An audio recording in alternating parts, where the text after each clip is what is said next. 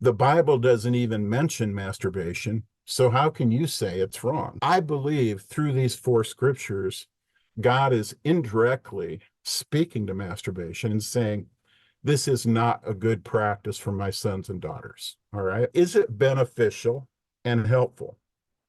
Well, masturbation isn't beneficial to us spiritually. And one of the reasons I know this is that I've been in this ministry for right now 23 years.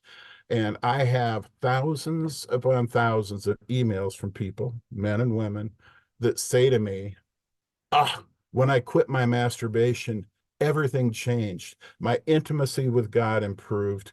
It just exploded. If people want to be closer to God than they've ever been before, one of the first things that they need to get rid of course, is masturbation. Does it edify or build you up? Actually, masturbation tears down our natural sexual focus.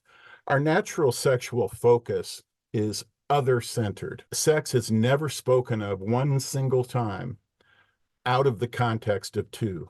Sex is never talked about in the context of one, having sex with yourself. It's always spoken of in the context of two, always spoken of in the context of men and women, to be looking for the pleasure of the other person. Now, what scientific studies confirm is that masturbation twists our sexual focus inward while erasing our more normal and natural concern for our partner's pleasure and mutual connection. Is it enslaving?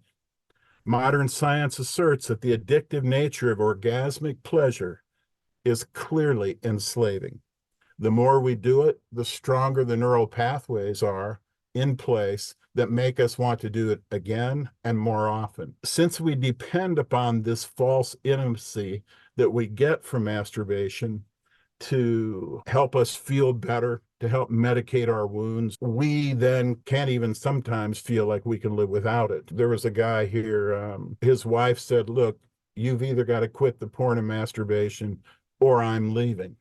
And he literally said to her, I cannot live without my porn and masturbation, but I can live without you.